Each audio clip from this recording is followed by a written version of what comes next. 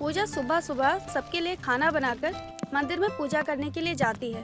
पूजा करने के बाद वो अपनी सास माला के कमरे में जाती है और उनके पैर छूते हुए बोलती है, मैंने जरूर कुछ अच्छे कर्म किए होंगे, तभी मुझे इतनी संस्कारी बहू मिली है, वरना आज के समय में लड़कियों को खुद को संवारने से ही फुर्सत नहीं मिलती, तो वो घर क्या संवारेंगी। और एक तू है कि मेरा पूरा घर संवार रही है। माँ जी, आप भी क्या सुबह सुबह मेरी तारीफ कर रही है? मुझे पूजा पाठ करना अच्छा लगता है, आप सबके साथ ऐसे रहना अच्छा लगता है, तभी तो मैं ऐसे रहती हूँ। और दुनिया में हर इंसान एक जैसा तो होता नहीं है, जो हर कोई मेरी तरह ही हो। मुझ में भी तो काफी कमियां है ना। नहीं बहू, तुझ में कोई कमी नहीं है, तू इस घर की लक्ष्मी है। माला पूजा से बात कर ही रही होती है कि तभी जोर से गानों की आवाज आने लगती है। हाय राम, ये लड़की सुबह सुबह शुरू हो गई। ये तो मेरा इतना खून जलाती है जिसकी कोई सीमा नहीं है। इंसान सुबह उठकर भगवान का नाम लेता है और ये एक लड़की है जो बेकार के गाने सुनती है। माँ जी, आप क्यों सुबह सुबह इतना गुस्सा कर रही हो? मैं बात करती हूँ ना नाना जी से। बहू, अब ये लड़की बात करने लायक नहीं है, इसे बात करने से कुछ समझ नहीं आता। इसे तो जब समझ में आता है जब इसके गाल पर दो पड़े, वरना तो ये अपने मनमानी ही करती रहती है। नंदन जी की उम्र ही क्या है, इसी उम्र में तो ये सब करते हैं ना। बढ़ती उम्र के साथ साथ नंदन जी भी समझदार हो जाएंगी। वैसे लड़की अपने मायके में ही ऐसा कर सकती है बस। इस साल जूही 30 साल की हो जाएगी और अब तक ये बोल रही है कि इसकी उम्र क्या है। अरे मैं जब 30 की थी ना, तो मेरे बेटा बेटी स्कूल भी जाने लग गए थे। ठीक है माँ जी, मैं समझ गई। अभी आप बहुत गुस्से में हो, मैंने आपके कपड़े निकाल दिए हैं, आप नहा लीजिए। तब तक मैं जाती हूँ, नंदन जी से बात करती हूँ। हाँ बहू, अब तू ही बात कर कर देख। मुझे तो नहीं लगता कि ये लड़की कभी भी सुधरेगी। ये लड़की तो हाथ से निकल चुकी है। पूजा तुरंत अपनी ननद जूही के कमरे में जाती है, जहाँ जूही उछल कूद करके डांस कर रही होती है। और अचानक से अपनी भाभी को कमरे में देखकर जूही गाना बंद कर देती है और बोलती है, भाभी, आप मेरे कमरे में ऐसे कैसे आ गई? आपको पता है ना, किसी के कमरे में ऐसे नहीं जाते हैं। हाँ नंदन जी, लेकिन मैंने काफी देर तक आपका दरवाजा भी खटखटाया था और आपने कुछ जवाब ही नहीं दिया, तो मुझे अंदर आना पड़ा। मुझे माफ कर दीजिए। कोई बात नहीं, आप आ ही गई हो तो मैं क्या ही बोल सकती हूँ। आपको क्या काम है? नंदन जी, माँ जी को आपको ऐसे देखकर बिल्कुल भी अच्छा नहीं लगता है। मतलब आप इतनी बड़ी हो गई है, माँ जी चाहती है कि आप थोड़ा पूजा पाठ पर ध्यान लगाओ, अच्छा रहेगा ना। ओह प्लीज भाभी, मुझसे पूजा पाठ तो बिल्कुल भी नहीं होती है। क्या रखा है पूजा पाठ में? मैं जैसी हूँ ना, मुझे उसमें ही खुशी है। मुझे नहीं लगता कि मुझे बदलने की जरूरत है, तो आप मत ही समझाओ मुझे। जूही अपनी भाभी से काफी बदतमीजी से बात करती है, जिसे देखकर पूजा कुछ नहीं कहती और वहाँ से सीधे चली आती है। ऐसे ही कुछ दिन निकल जाते हैं। कुछ दिन बाद जूही काफी देर रात अपने दोस्तों के साथ बाहर से पार्टी करके घर आती है। जूही को इतनी देर रात घर आते हुए देखकर विमला वहाँ आ जाती है। अरे माला, ये क्या? तेरी बेटी इतनी देर रात में बाहर से आ रही है? कोई चक्कर तो नहीं चल रहा है ना तेरी बेटी का? देख, मैं पहले ही समझा रही हूँ, रोक ले इसे। आपको क्या दिक्कत है आंटी जी? मैं कहीं भी जाऊँ, उससे आपको क्या लेना देना? मेरी लाइफ है, मेरी मर्जी। जब मेरे घर वाले कुछ नहीं बोल रहे हैं तो आपको क्यों मिर्ची लग रही है इतनी? नंदन जी, आप ये कैसी बात कर रही हो विमला आंटी से? ये आपसे उम्र में कितनी बड़ी है। बात गलत या सही नहीं है, लेकिन तुम अपने बड़े से बदतमीजी से बात नहीं कर सकते हो। ये कोई अच्छी बात होती है क्या?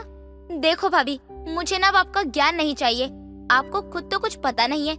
मुझे तो ये समझ नहीं आता कि आप आजकल की लड़की हो, इतनी पढ़ी लिखी, फिर भी इतनी टिपिकल बहू कैसे बन गई? बस कर तू, तेरी बदतमीजी की तो हद हो गई है। बड़ों से बात करने की तमीज नहीं है तेरे अंदर। रात को तू घर में पैर रख रही है, कुछ ज्यादा ही पर निकल आए हैं तेरे। या खुद को कहीं की महारानी समझने लगी है। भूल मत कि ये मेरा घर है और इस घर में मेरी ही चलेगी। अब तू अपनी आदत सुधार ले। अरे माँ, मैंने ऐसा भी क्या किया है जो आप मुझे सुनाए जा रही हो? अरे मैं इतनी लेट घर भी नहीं आई हूँ।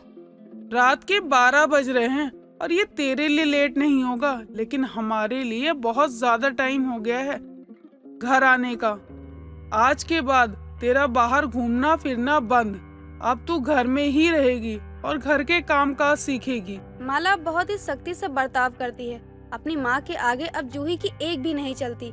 कुछ दिनों बाद शिवरात्रि आती है, इसीलिए जूही की सभी दोस्त उस दिन व्रत रखने का सोचती हैं। तभी जूही की दोस्त रिया उसके घर आती है। क्या बात है जूही, इतने दिन हो गए, तू कॉलेज क्यों नहीं आ रही? अरे कुछ नहीं, ऐसे ही। तू बता, आज तू मेरे घर कैसे आ गई? तू कॉलेज नहीं आ रही थी तो मैंने सोचा तेरे घर आकर एक बार तेरा हालचाल ही ले लूं। तुझे पता है इस बार हमारा पूरा फ्रेंड सर्कल शिवरात्रि का व्रत रखेगा। मैं तो बहुत एक्साइटेड हूँ। क्या तुम सबको इन चीजों में विश्वास नहीं है? तो सब लोग अब व्रत कैसे रखने की सोच रहे हैं? सब ठीक तो है ना? अरे सब ठीक है। वो हमारा फ्रेंड है ना धीरज, वो भी विश्वास नहीं करता था और अचानक से उनके घर में बहुत प्रॉब्लम आना शुरू हो गई। बहुत परेशान रहने लगा और फिर वो भी पूजा पाठ व्रत ये सब करने लगा। मतलब वो इतना नेगेटिव हो गया था कि कुछ कर ही लेता, और पूजा पाठ करने से सब ठीक हो गया। ये नहीं कहूंगी कि पूजा करने से सब ठीक हुआ, लेकिन हिम्मत तो मिलती ही है, इसलिए हम सब भी व्रत रखेंगे। सही है यार। जूही और रिया काफी बातें करती हैं और फिर रिया अपने घर चली जाती है। कुछ दिनों बाद पूजा मंदिर साफ कर रही होती है। तभी जूही अपनी भाभी के पास आती है। भाभी, आप मंदिर को क्यों साफ कर रही हो? साफ ही तो है ये। वो कल शिवरात्रि है ना, तो बस इसीलिए मैं मंदिर साफ कर रही हूँ। अच्छा, और इस व्रत को रखते कैसे हैं? शिवरात्रि का व्रत मनचाहे पति के लिए रखा जाता है। ऐसा माना जाता है कि हम जैसा पति चाहते हैं वैसा पति हमें शिव जी देंगे, अगर हम पूरी श्रद्धा से व्रत रखते हैं। माता सती ने भी रखा था इस व्रत को। मतलब बस भूखे रहने से हो गया व्रत? बिल्कुल भी नहीं। सुबह सुबह नहाकर मंदिर जाके शिवलिंग पर जल अर्पित करके भोलेनाथ को दूध चढ़ाते हैं, बेलपत्र फूल माला चढ़ाते हैं, फिर व्रत रखना आरंभ करते हैं। जूही अपनी भाभी से शिवरात्रि के व्रत के बारे में काफी चीजें पूछती है, साथ ही उनकी मदद भी करती है। अगली सुबह जब जूही उठती है तब घर का कोई भी नहीं उठा होता है। जूही नहा धोकर मंदिर जाती है और शिवरात्रि की पूजा करके घर वापस आती है। और जब वो घर वापस आती है तो देखती है कि सभी लोग जाग चुके होते हैं। जूही को शिवरात्रि की पूजा करते देख माला बहुत खुश हो जाती है। तू मंदिर से आ रही है? तूने शिवरात्रि की पूजा की है क्या? हाँ माँ, मैंने शिवरात्रि का व्रत भी रखा है। भाभी ने मुझे कल बताया कि शिवरात्रि का व्रत क्यों रखा जाता है। मेरा भी मन हुआ, फिर मैंने भी व्रत शुरू कर दिया, तो बस इसलिए मैंने पूजा की है। देखा माँ जी, मैं कहती थी ना, वक्त के साथ नंदन जी भी ठीक हो जाएंगे। और आप खुद देखो, नंदन जी ने शिवरात्रि की पूजा की, व्रत रखा।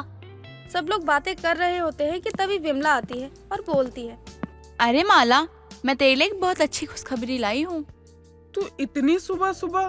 पता क्या हुआ? मुझे तो लगता ही नहीं था कि तेरी बेटी की शादी भी होगी, लेकिन तेरी बेटी के लिए एक बहुत बड़े घर से रिश्ता आया है। काफी अच्छा परिवार है, लड़का दिखता भी बहुत अच्छा है और कमाता भी अच्छा है। शिवरात्रि के दिन है, अच्छा रिश्ता आया है। ननद की शिवरात्रि पूजा अब उसे सही रास्ते पर ले आती है।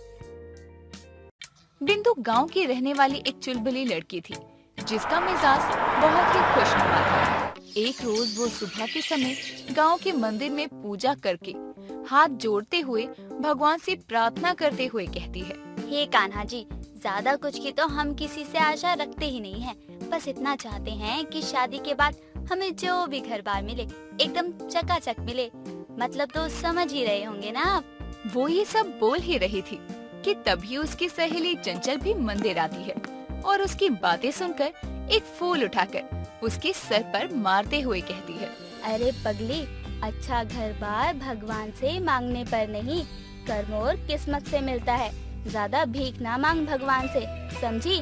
तुम भी ना बीच प्रार्थना में ऐसे टपक पड़ती हो मानो अच्छे नाटक के सीन के बीच में विज्ञापन। और हम तो मांगेंगे, और इनसे नहीं मांगेंगे तो क्या तुमसे मांगेंगे? चंचल कुछ बोलने जा ही रही थी कि तभी मंदिर में आई एक औरत की साड़ी का पल्लू आरती की थाली पर लग जाता है, जिसमें जल रही ज्योत से उसके पल्लू में आग लग जाती है। तो पूरे मंदिर में सभी घबरा जाते हैं, लेकिन बिंदु हिम्मत से काम लेते हुए अपने लोटे का पानी डालकर उस आग को बुझाती है और कहती है, का हो काकी, जब साड़ी का पल्लू नहीं संभलता है तो काहे लपेटती हो ये साड़ी? वो तो भगवान की दया है जो बच गई तुम। का हो बिंदु, इतना काहे चीख रही हो? अरे इस उम्र में साड़ी ना पहने तो का घाघरा पहन कर मंदिर आए? बात करती है। अरे काकी, गुस्सा ना करो, गुस्से में बोल गई। अब पूजा करो और तू घर चल। तभी चंचल बिंदु को लेकर घर चली जाती है। ऐसे ही समय बीतता है। शहर में रहने वाली मंजरी को अपने बेटे के लिए बिंदु की तस्वीर पसंद आती है और कुछ ही दिनों में वो अपने बेटे के साथ बिंदु को देखने के लिए गांव में आती है और उसके परिवार वालों से बात करके रिश्ता पक्का कर देती है। बिंदु अपनी शादी से बहुत खुश थी। एक रोज वो अपनी माँ की साड़ियों की तय लगा रही थी, लेकिन वो परेशान हो जाती है। तभी उसकी सहेली चंचल वहाँ आती है और उस पर हंसते हुए कहती है, अरे क्यों इस सड़े से थोपड़े पर 12 बजा रखे हैं तूने? कुछ ही दिनों में दुल्हन बनने वाली है। तेरे चेहरे पर तो खुशी की लालिमा होनी चाहिए। हम यहाँ इस 6 मीटर के कपड़े को तय करने में मरे जा रहे हैं और तुम बत्ती सी दिखा रही हो। चलो मदद करो हमारी। पता नहीं माँ कैसे पहन लेती है पूरा दिन साड़ी। हम तो सोच के ही परेशान हो जाते हैं कि ब्याह के बाद हम कैसे पहनेंगे। तुझको क्या जरूरत है साड़ी पहनने की? अरे शहर में लोगों का पहनावा शादी से पहले और शादी के बाद भी एक जैसा ही होता है। अरे वो निमकी काकी की बेटी की शादी भी तो शहर में ही हुई है। वो तो कभी साड़ी पहने नजर नहीं आई, ऐसा काकी बताती है। सच में? ये तो बड़ी अच्छी बात है, वरना माँ तो हमको साड़ी पहनना सीख ले का ताना ही देती रहती है। अब हम भी शहर की बहू होने वाले हैं तो वहीं का रहन सहन अपनाएंगे। हाँ। दोनों बातें कर ही रही थी, तभी वहाँ बिंदु की माँ आ जाती है तो दोनों बात करना बंद कर देती हैं और काम करने लगती हैं। ऐसे ही दिन गुजरते हैं और बिंदु की शादी का दिन आता है। पूरे विधि विधान के साथ बिंदु की शादी राकेश से होती है और अगले दिन वो विदा होकर गांव से शहर अपनी ससुराल जाती है और बिंदु के दिमाग में अपनी सहेली की साड़ी ना पहनने वाली बात बैठी हुई थी और अपनी मुंह दिखाई वाले दिन वो बढ़िया सा सूट पहनकर हॉल में आती है जहां पड़ोस की सभी औरतें थी। तभी अपनी बहू को साड़ी की जगह सूट में देखकर मंजरी अपनी बहू के कान में धीरे से कहती है, बहू ये सूट क्यों पहना हुआ है तूने? क्यों सासू माँ, ये सूट अच्छा नहीं लग रहा क्या? आप कहें तो मैं जीन्स और टी शर्ट पहन लूं? अरे ओ, ऐसे लाउड स्पीकर की तरह क्यों चिल्ला रही है? और तू क्या कॉमेडी कर रही है मेरे साथ? मंजरी अपनी बहू को बोल ही रही थी, तभी वहाँ मौजूद औरतों में से एक पड़ोसन कहती है, अरे मंजरी, क्या फुसफुसा रही है अपनी बहू के कानों में? रस्म नहीं होने वाली क्या? अरे कैसे बातें करती हो बहन, वो तो मैं बहू को कुछ समझा रही थी बस। अरे समझाना तो तुझे इससे पहले चाहिए था। वैसे एक बात तो बता, तूने अपनी बहू को मुंह दिखाई की रस्म में पहनने के लिए कोई साड़ी नहीं दी क्या, जो ये सूट में ही चली आई?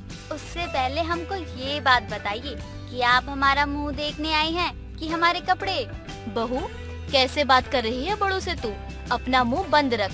वाह मंजरी, गांव से तो तू बड़ी जहर बहू लाई है जो साड़ी ही नहीं पहनती। घोर कलयुग है भाई, घोर कलयुग। पड़ोसन की ऐसी बात सुनकर मंजरी अपनी बहू बिंदु को गुस्से से घूरने लगती है। तभी बिंदु मन में कहती है, ये शहर वाले लोग गांव के लोगों की तरह काहे बातें कर रहे हैं। हमें तो लगा कुछ भी पहन लेंगे तो कोई कुछ नहीं कहेगा। खैर, अब हम इन लोगों के कहने पे तो साड़ी पहनेंगे नहीं। मुंह दिखाई की रस्म तो जैसे तैसे हो जाती है और मंजरी भी नई आई बहू को ज्यादा नहीं सुनाती। लेकिन जैसे जैसे दिन बीतते हैं, मंजरी देखती है कि बिंदु कभी भी साड़ी नहीं पहनती और अपनी मर्जी का कुछ भी पहनकर घूमती है। एक रोज नाश्ते के समय बिंदु अपने पति राकेश की टी शर्ट और नीचे प्लाजो पहनकर खाना लेकर आती है। उसे ऐसे देखकर राकेश खांसते हुए कहता है, तुम्हारे कपड़े कोई चोरी कर ले गया क्या, जो मेरी टी शर्ट पहनकर घूम रही हो? अभी क्या बताएं, सारे कपड़े तो हमने भिगो दिए, तो नहाकर मजबूरी में आपकी टी शर्ट ही पहन ली। ऐसे ही मजबूरी से कभी मेरी साड़ी भी पहन लिया कर, पर नहीं, तूने तो साड़ी ना पहनने की कसम खाई हुई है। सासू माँ, सच कहे तो साड़ी लपेटने में हमको बहुत आलस आता है, और आप काहे इतना जोर दे रही हैं साड़ी को लेकर? क्योंकि मुझे लगा था गांव से बहू लाऊंगी तो सीधे पल्लू की साड़ी और घूंघट में रहेगी, मेरी हर बात सुनेगी, पर इनमें से तो कोई भी चीज नहीं हुई। हाय दैया, सासू माँ, अब तो गांव में भी लड़कियां मॉडर्न हो गई हैं, शहर की तरह, और हम तो शहर ही में रहते हैं। फिर साड़ी पहने या ना पहने क्या फर्क पड़ता है? मुझे भी तेरे पहनावे से कोई 36 का आंकड़ा नहीं है, लेकिन साड़ी ना पहनने वाली कभी तो साड़ी पहना कर। हाँ बिंदु, मैंने भी तुम्हें साड़ी में कभी नहीं देखा, लेकिन इतना तो कह सकता हूँ कि मेरी इस टी शर्ट से ज्यादा अच्छी तुम साड़ी में ही लगोगी। अपनी सास और पति की बातें सुनकर बिंदु अपना सर खुजलाने लगती है, जिससे मंजरी समझ जाती है कि बिंदु को उनकी कही बातों की कोई परवाह नहीं है। तो वो मन ही मन कहती है, चाहे जो हो जाए, इस साड़ी ना पहनने वाली को तो मैं अब साड़ी पहना कर ही दम लूंगी। 2 दिन बाद बिंदु शाम की चाय अपनी सास को देती है। तभी राकेश ऑफिस से घर आता है तो उसके हाथ में बहुत सारे शॉपिंग बैग्स देखकर बिंदु कहती है, क्या बात है जी, आप हमारे लिए कोई अच्छी ड्रेस लाए हैं क्या? नहीं नहीं, ये तो माँ ने दीदी के घर भेजने के लिए कुछ साड़ियाँ मंगवाई थी, वही लाया हूँ। लो माँ। इतनी सारी साड़ियाँ सासू माँ? हाँ, अब तू तो पहनकर राजी है नहीं, तो मैंने सोचा अपनी बेटी के ससुराल जाऊंगी तो उसके लिए कुछ अपनी पसंद की साड़ियाँ ले जाऊं। वो बहुत खुश होगी इन्हें देखकर। अपनी सास के हाथ में इतनी सारी साड़ियाँ देखकर बिंदु को वो दिन याद आ जाता है जब वो अपनी माँ की साड़ियों को तय किया करती थी, और एकदम से वो अपने कमरे में जाकर अलमारी से एक बैग निकालती है जिसमें 5 बहुत ही सुंदर साड़ियाँ थी, और उन्हें हाथ लगाते हुए बिंदु कहती है, हमारी माँ ने भी हमको ये साड़ियाँ कितने प्यार से विदाई के समय दी थी, लेकिन हम इनको पहनना तो दूर, एक बार अच्छे से देखे भी नहीं। माँ के प्यार के खातिर हमको इनमें से एक साड़ी तो एक बार पहनना ही चाहिए। ये बोलते हुए उसकी आंखें नम हो जाती है तो दरवाजे पर खड़ी उसकी सास उसकी ये बातें सुन लेती है और अंदर आकर उसके आंसू पोंछते हुए उसे साड़ी पहनाने में मदद करती है। कुछ देर में मंजरी उसे अच्छे से साड़ी पहना देती है तो बिंदु खुद को शीशे में देखकर चौंकते हुए कहती है, हाय दैया, हम कितनी सुंदर लग रहे हैं, बिल्कुल माधुरी दीक्षित की तरह, है ना सासू माँ? ये बात कुछ हजम नहीं हुई, लेकिन देख कितनी अच्छी लगती है तू साड़ी में। हाँ, सही कहा आपने सासू माँ। हमारी एक फोटो खींचकर हमारी माँ को भेज दीजिए ना, उन्हें बहुत अच्छा लगेगा। एक शर्त पर कि तू रोज ना सही पर कभी कभी तो साड़ी पहन ही लिया करेगी। हाँ हाँ, मंजूर है सासू माँ। इस तरह मंजरी की साड़ी ना पहनने वाली बहू अब कभी कभी साड़ी पहनना शुरू कर देती है। कोमल अपनी दोस्त के साथ कॉलेज जा रही थी, तभी उसकी दोस्त उससे कहती है, कोमल यार, चल ना वहाँ जाकर कचौड़ी खाते हैं, मेरा बहुत मन कर रहा है यार कचौड़ी खाने का। क्या कहा? कचौड़ी? वैसे मैंने भी काफी समय से कचौड़ी नहीं खाई है, चल खा ही लेते हैं।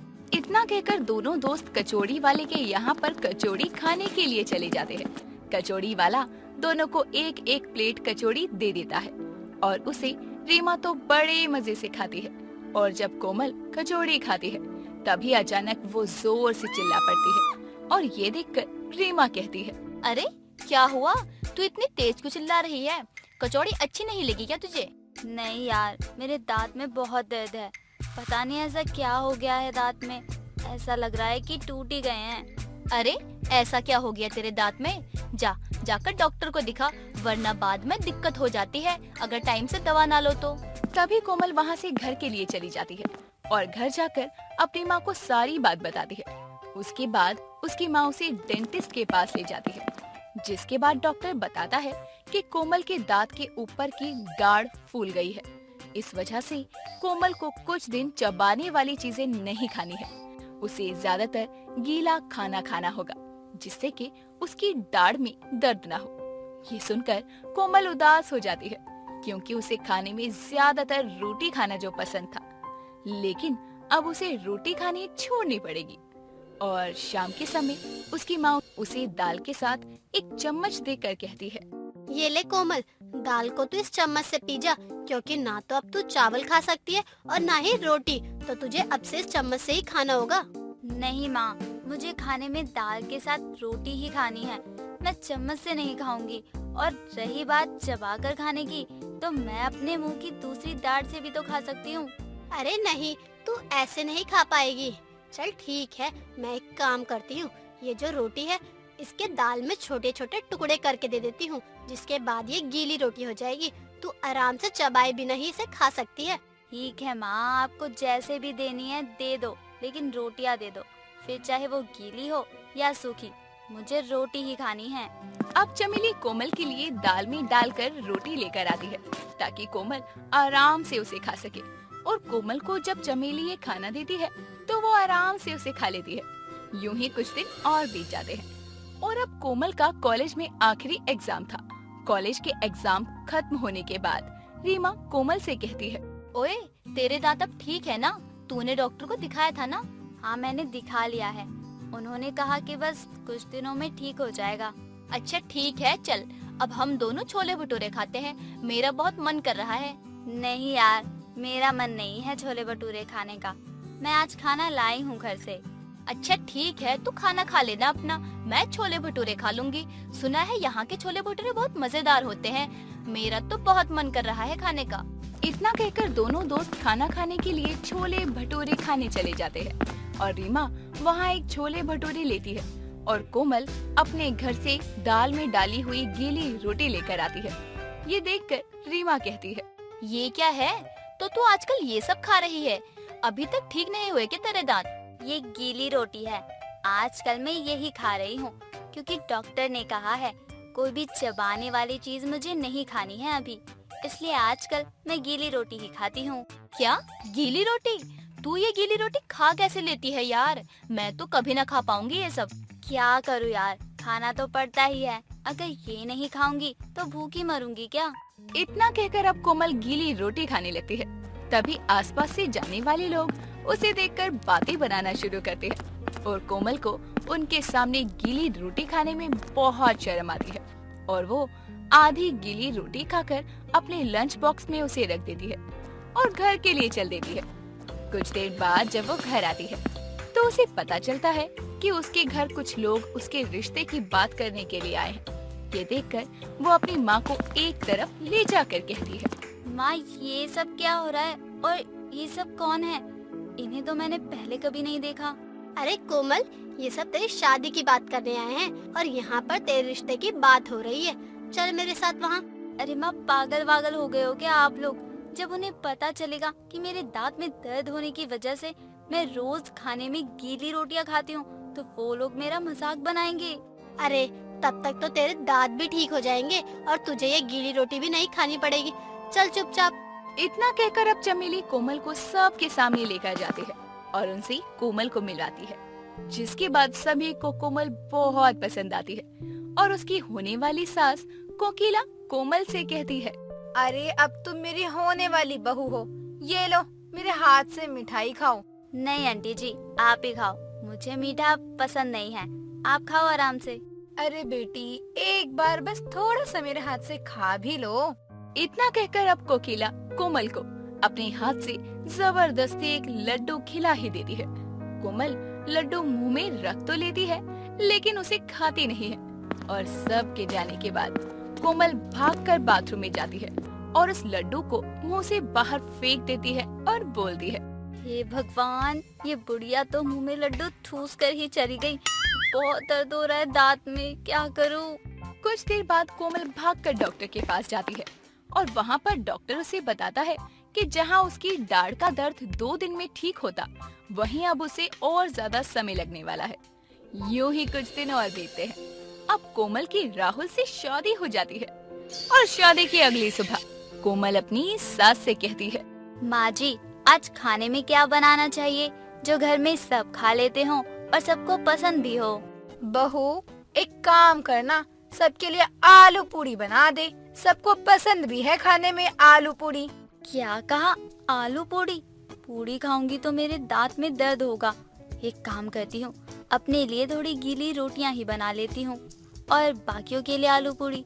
ओहो, अरे बहू, क्या हो गया? कहाँ खो गई तू? कुछ नहीं माँ जी, वो ऐसे ही कुछ बात याद आ गई थी। चलो मैं जाती हूँ सबके लिए खाना बनाने। इतना कहकर अब कोमल सबके लिए खाना बनाने चली जाती है और सबके लिए जल्दी से आलू और पूरी की सब्जी बनाती है और अपने लिए बस कुछ रोटी। कुछ घंटों के बाद सभी खाना खाने के लिए नीचे आते हैं और कोमल सबके लिए खाना परोस देती है, जिसके बाद कोमल अपने लिए एक बड़ा सा कटोरा लेती है और उसमें आलू की सब्जी डालकर रोटी तोड़कर डालने लगती है और जब रोटी पूरी तरह से गीली हो जाती है तो वो उसे खाने लगती है। उसकी इस हरकत को देखकर कोकिला कोमल से कहती है, अरे बहू, ये क्या कर दिया तूने? तूने इस रोटी को पूरी तरह गीली कर दी, अब इसे खा रही है? ओहो, ये कौन सा तरीका है खाना खाने का? वो माँ जी, मेरे ना कुछ समय से दांत में तकलीफ है, तो डॉक्टर ने कहा है कि कोई भी चबाने वाली चीज मत खाना, वरना दांत में दर्द और बढ़ जाएगा। इसलिए मैं तब से अभी तक ये गीली रोटियां खाकर ही काम चला रही हूँ। अगर ऐसा है ना तो दाढ़ ही निकलवा ले, ना रहेगी दाढ़ ना रहेगा दर्द। पर माँ जी, उसमें तो बहुत दर्द होगा ना, और मैं दर्द सहन नहीं कर पाऊंगी। इतने दिनों से ये तुझे दर्द अच्छा लग रहा है, रोज रोज गिली रोटी खाकर अपना काम चला रही है, लेकिन एक बार में ये दाढ़ नहीं हटवानी है तुझे। अरे माँ जी, मुझे भी कहाँ पसंद है ये गीली रोटी, लेकिन क्या करूँ, अब तो आदत सी हो गई है इसकी। अरे पगली, क्या तू नहीं चाहती कि हमारी तरह चटपटा खाना तू भी चबा चबा कर खाए? पूरी जिंदगी इन गीली रोटियों को ही खाकर काटनी है क्या तुझे? कह तो सही रही हो माँ जी आप। ठीक है, अब तो इन गीली रोटियों और इस दाढ़ के दर्द से छुटकारा लेना ही पड़ेगा। अपनी सास की बात को मानकर कोमल अगली ही सुबह डॉक्टर के पास जाती है और अपनी दाढ़ ही निकलवा देती है, जिसके कुछ दिनों बाद उसकी दाढ़ का दर्द भी ठीक हो जाता है और वो भी उन गीली रोटियों को खाना छोड़ देती है। दोस्तों, अगर आपको ये कहानी पसंद आई तो इसे लाइक करें, शेयर करें और कमेंट करके बताएं कि कहानी में आपको सबसे अच्छा क्या लगा।